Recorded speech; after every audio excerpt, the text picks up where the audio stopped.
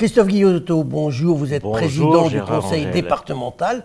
La semaine dernière, vous étiez à Paris dans le bureau de la ministre des Transports. Vous vouliez parler de l'A45.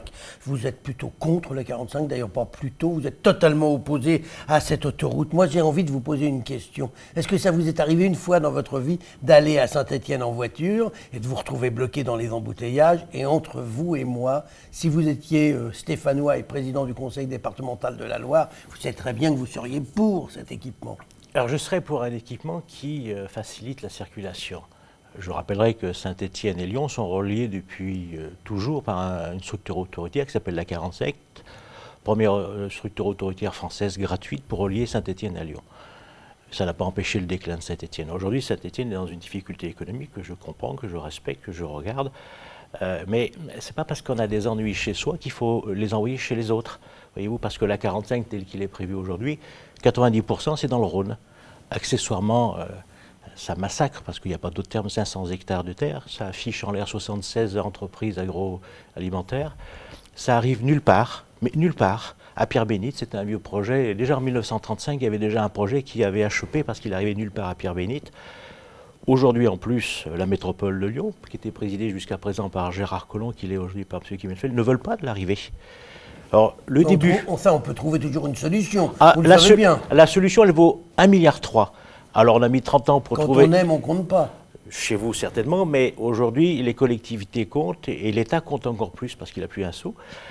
Donc, on a eu beaucoup de difficultés pour trouver le 1,3 milliard pour la première partie, dont on fait prendre la moitié par l'actualité. Je ne sais pas du reste comment le conseil départemental de la Loire va paviller, parce qu'il n'a plus compétence économique. Ça faudrait qu'il explique ça le moment venu devant le juge administratif, mais c'est un autre problème. Oui, mais enfin, le conseil départemental du Rhône paye bien pour la culture. Vous n'avez pas de compétence. Vous n'avez pas de compétence en culture. Sauf que la compétence économique, elle a été transférée à la région. Elle n'est plus au département. Ce qui n'est pas pareil. Les compétences optionnelles, on les a gardées. Donc la deuxième partie qui pose problème aujourd'hui, parce que la métropole, nous voulant plus de la 6 et de la 7, on ne va pas leur ramener quand même le trafic de la moitié de la France chez eux. Il faut trouver une solution pour finir à 1,3 milliard, 4, 5, on ne sait pas bien. Donc je pense qu'aujourd'hui... ça ne se fera pas? Je pense que... Enfin, j'espère que ça ne se fera pas. Ça, c'est déjà depuis 20 ans, je crois que j'ai le même débat. Quand j'étais conseiller régional, j'étais contre. Quand j'étais conseiller général, j'étais contre. Maintenant que je suis conseiller départemental, un peu président, je suis contre aussi. Voilà. Dites-moi, Christophe Guillotot, votre ami Laurent Wauquiez, qui n'est pas bête non plus, lui, il est pour. Lui, il est pour. Vous n'avez pas réussi non, ce qui montre que dans notre famille politique, on peut avoir des avis divergents et se rejoindre. Ça, on en était rendu compte sur d'autres sujets. Voilà, ça veut dire qu'on existe. Contrairement à d'autres qui en ce moment suivent le chef. Je veux dire que ceux qui sont en marche suivent le chef, il n'y a pas de discussion. Il n'y a pas de discussion, on suit le chef. Chez nous, on peut au moins s'exprimer. Laurent Wauquiez, lui, il a une vision régionale, 12 départements qui veulent relier, et c'est bien légitime. Moi, j'ai une vision sur un département. Simplement, la problématique de la Loire, elle existe, mais ce n'est pas en passant par le Rhône, c'est pas en passant la ligne droite pour la Saint-Exupéry, parce que c'est ce qu'ils demandent. Ils veulent aller plus vite à Saint-Exupéry, ce qui est bien, mais ça ne passe pas par Vendôme. Je pense qu'il faut aujourd'hui requalifier le TER, le train. 3/4 d'heure pour faire Saint-Étienne-Lyon, c'est pas acceptable. C'est pas acceptable. Ça fait 20 ans qu'on en parle.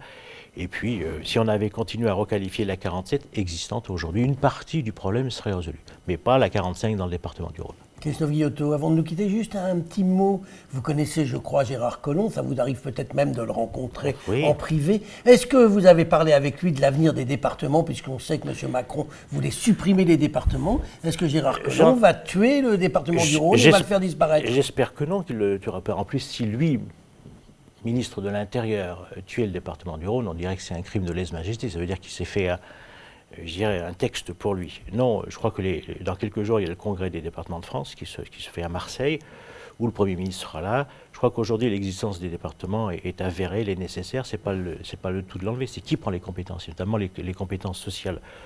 Je ne suis pas sûr que ce soit les collectivités comme les communautés de communes qui puissent prendre le social, parce qu'ils n'en ont pas les moyens financiers. Mais on leur donnera les recettes. Si vous trouvez donc ça veut dire qu'on fait, il faut aller prélever quelque part, ça veut dire qu'on fait un nouvel impôt. Non, mais c'est les recettes qui viennent actuellement au département et qu'on donnera aux collectivités. Mais vous avez des comités de communes qui n'ont pas les mêmes moyens, qui n'ont pas les mêmes territoires, qui n'ont pas les mêmes compétences. Aller s'occuper du social à Montsol, je pense que c'est quand même complexe. Donc vous êtes optimiste? il faut l'être. Rien que le fait de vous voir, déjà, Gérard Angel, je suis optimiste. Eh bien, on en restera là pour aujourd'hui. On vous laissera votre optimisme. Christophe Guillotot, je vous remercie. Merci à vous, Gérard.